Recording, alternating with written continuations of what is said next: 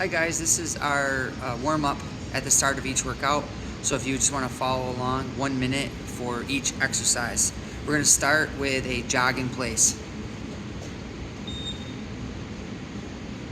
Every exercise has some modifications. You can do a march in place if you want a lower impact option. Some people want to go a little faster so you can pump the arms. But really we're just trying to get that heart rate up, get our muscles warmed up as we're getting ready for our workout. I'll be right back.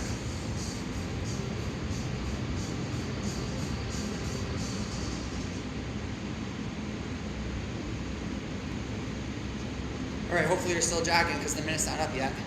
We got 24 seconds. Remember again, you can just do a march.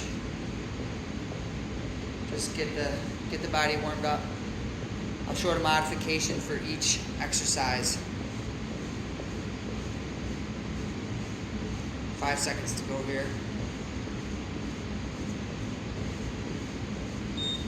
All right, next we're just going to turn that march into high knees. We're going to bring the knees up higher, just like that. And as we go, we're trying to keep the back straight. So from the side, stay up nice and tall. We're not trying to round the shoulders forward, but just nice and tall. If you want to make this exercise a little bit more challenging, you can try a clap underneath. A lot of times people do high knees and it looks like this. This isn't really high knees, right? We got to get the knees up nice and high. So you can do a clap.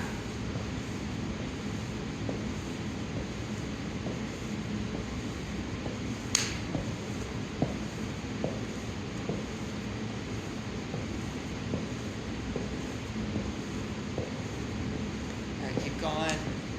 We got about 5 seconds here. All right, next we're going into a jumping jack. Now you can do the regular bouncy jumping back if you want. Jumping jack if you want.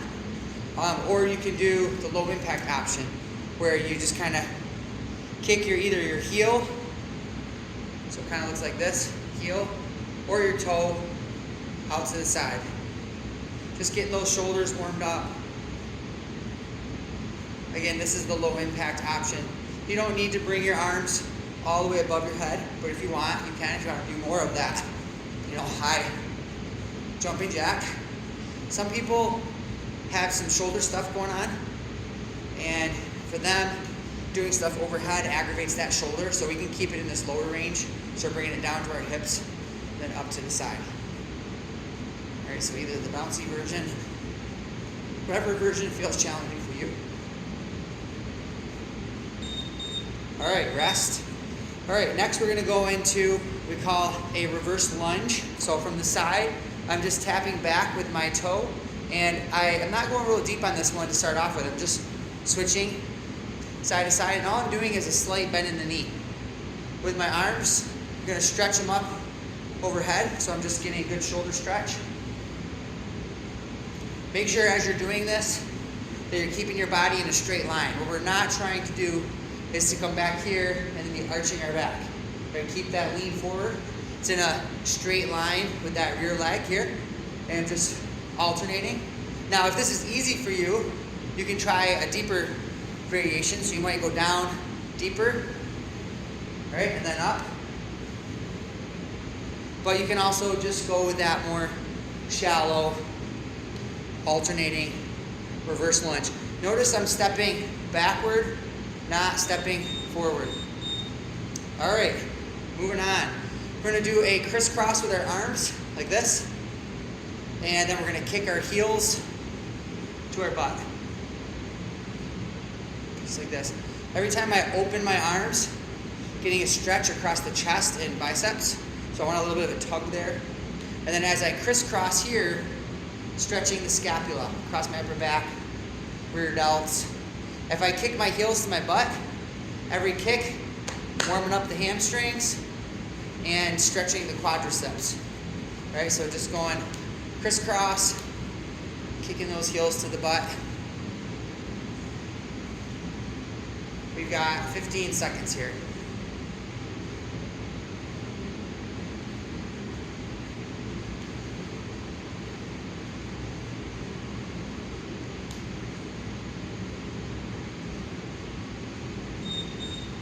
All right, next we're gonna go into a side-to-side lunge. So we're going out to the side, we're gonna bend that knee, then we're gonna come up and over to the other side.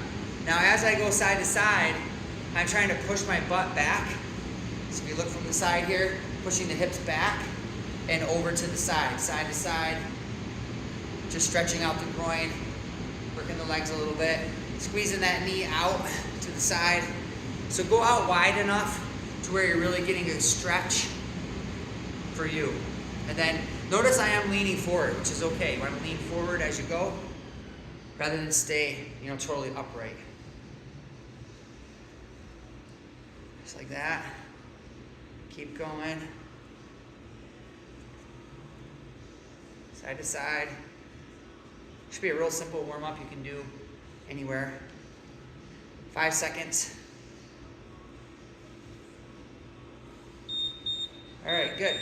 Coming back up to the middle. All right, now we're gonna go ahead and we're gonna go and do a seal jack. So seal jack, we're gonna have our arms out to the side and we're gonna crisscross. This is the low impact option. So I'm crisscrossing my arms just to the front and then out to a T. And then I'm bringing my foot behind the other foot. So not to the front, but to the back. All right, so always behind the other foot. Now, if you wanna make this more of a challenging exercise, we can do a jump. So it's here, and I'm crisscrossing.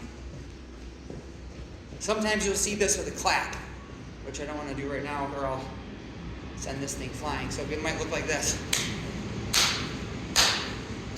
Seal jack.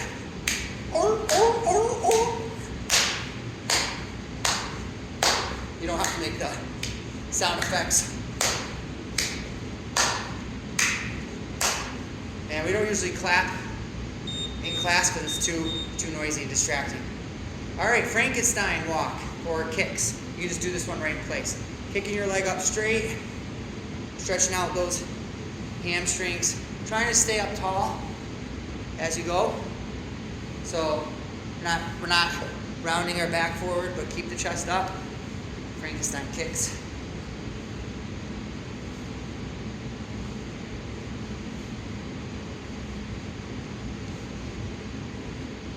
Remember, 1 minute with each of these exercises at the start of class.